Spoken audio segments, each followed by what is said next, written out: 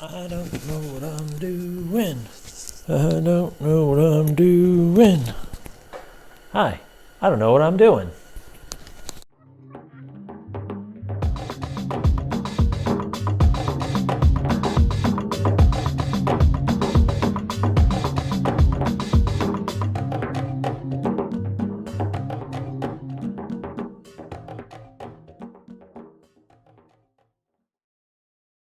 Hey guys, it's Maudigan, aka Kyle. I'm going to try and build a Ragebringer. A real one. A functioning one, not a cosplay made out of foam, made out of plastic. This is going to be the real deal. And I have no idea what I'm doing, frankly. I'm just going to give it a shot, and I'm going to film the whole thing and upload it. So if you're interested in watching that, subscribe. Let's get to it. We'll start by tracing out our piece of 1075 steel, and then we'll start designing our knife to fit within that piece of stock that we have. We're going to try to do something that looks a lot like it does in game, but there's some impractical aspects of that. So we'll round the tip a little bit so that it won't break off. We're going to make the guard, the quillions, less pointy. And we're also going to tame that ricasso back just a little bit because it's pretty extreme.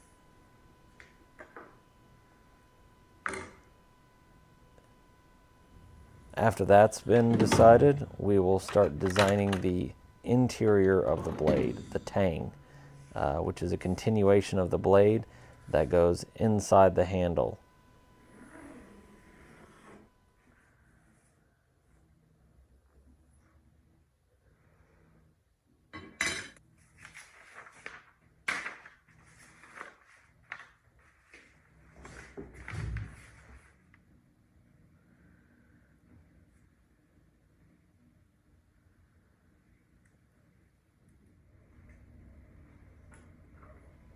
This tang we designed will pass all the way through the handle of the blade, through the quillions, through the grip, and through the pommel, and it'll actually extend all the way out of the back of the dagger. This is what's known as a through tang. And once that's all assembled, that end will be cut off and pinned down with a hammer so that it never comes apart.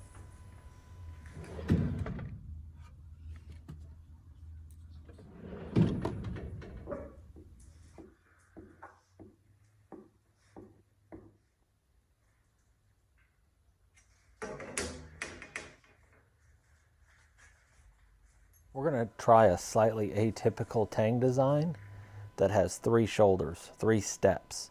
The first step is for the guard to press against, the second step is for the grip, and the last step is for the pommel to rest against.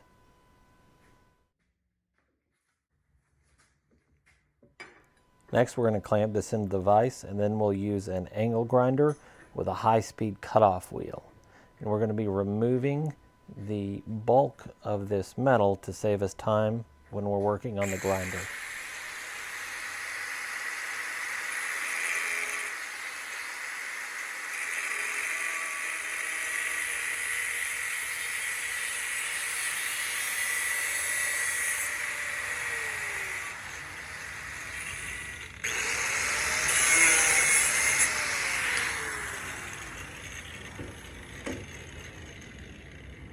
The next step is to take it over to the 2x72 grinder, and we will put on a 36 grit belt, and we'll use that to really refine that shape to match our design.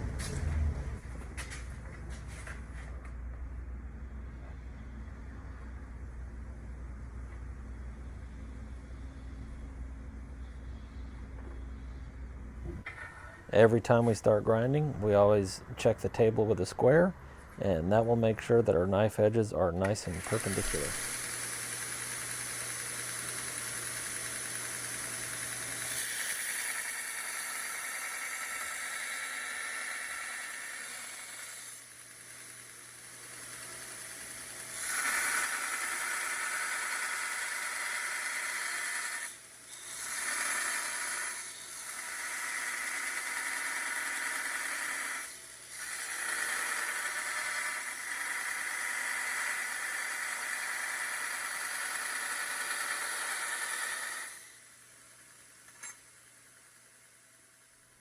The last step of this initial grinding process is to remove the table, and then we will put the flat edge of the blade against the flat platen of the grinder. And that'll give us nice straight edges. And when you get to a good stopping point, reflect some light off the blade, rock it back and forth, and that'll reveal any irregularities in your grind. Here, you can see that I've got one rough patch a little ways down the blade, but that'll get ground out when we do the bevels. We've got the profiling about where we want it. The tang, which is the hidden part inside the handle, and the ricasso, which is the narrow part in front of the handle, are still a little bit rough. We'll fix that later with filing. The edges, however, are nice and straight, so we can get to work on grinding in the bevels. We're going to apply a thin layer of layout fluid on the blade. This works a lot like magic marker. It's a thin layer of film, except this is a little more durable, doesn't take as long to scribble on, and it won't wash off or rub off very easily.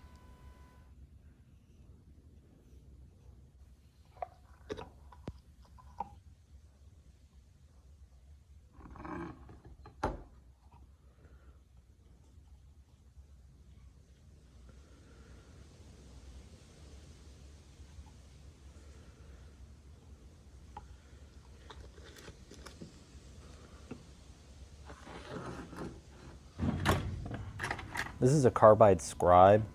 It's basically a metal pencil, except it has a carbide insert at the tip, which is a very hard, very sharp piece of metal, and it'll allow us to scratch lines through the layout fluid into the metal.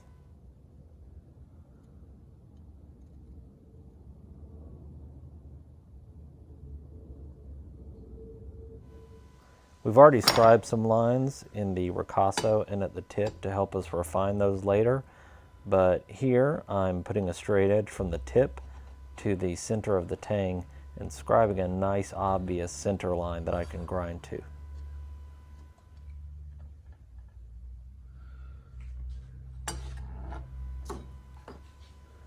You can see our nice clean center line here.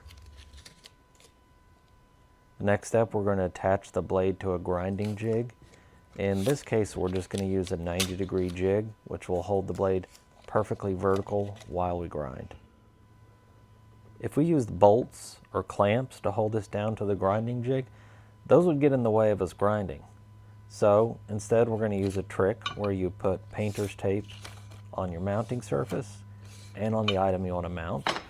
You apply super glue to one of those pieces of tape, and you apply super glue activator to the other piece, and then you stick them together, effectively making a piece of double-sided tape. And believe it or not, that will stand up to the grinding.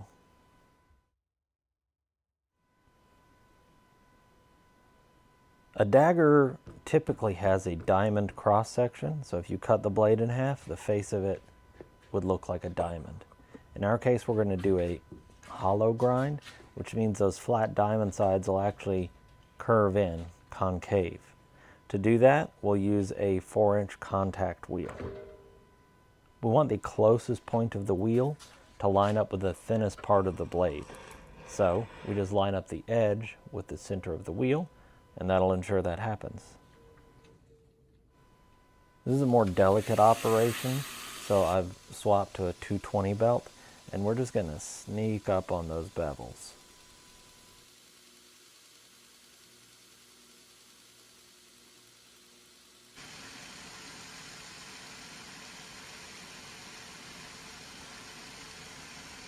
You'll be able to see in these shots here that I've scribed 2 center lines down the edge of the blade.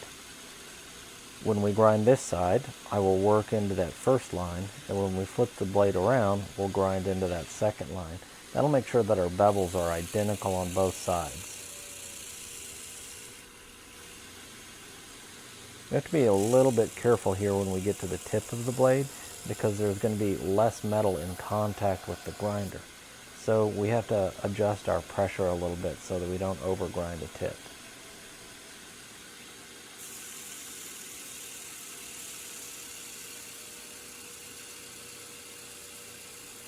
you're going to notice something a little bit interesting here.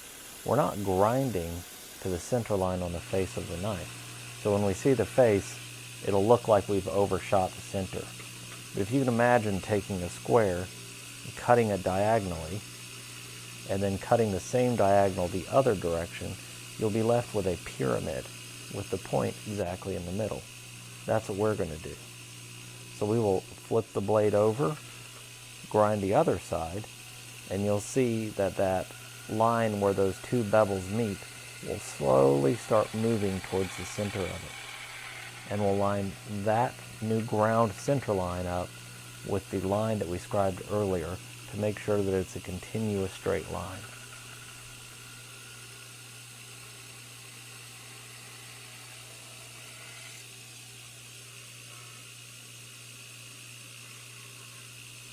Here you can see that center line starting to form, and as we grind more and more, it'll move more and more towards the center.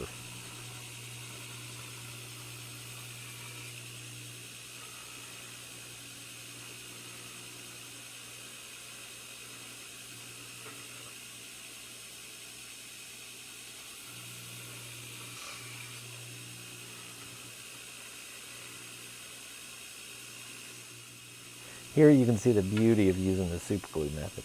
You just pop it right off and you're good to go.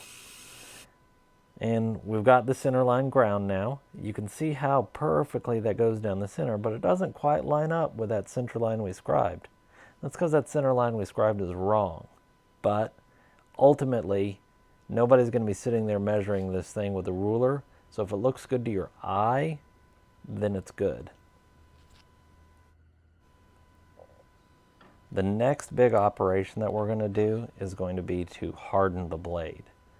So we're going to use our files right now to really true up those edges and make sure it's as close as we can get right now.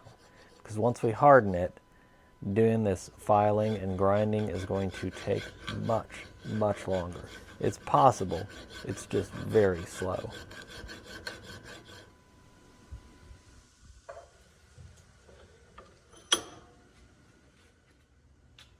These two little fiddly bits of metal on the vise here are basically angle aluminum. We've got magnets on the back and rubber on the outside, and that keeps you from marring up your workpiece when you clamp the vise down on it.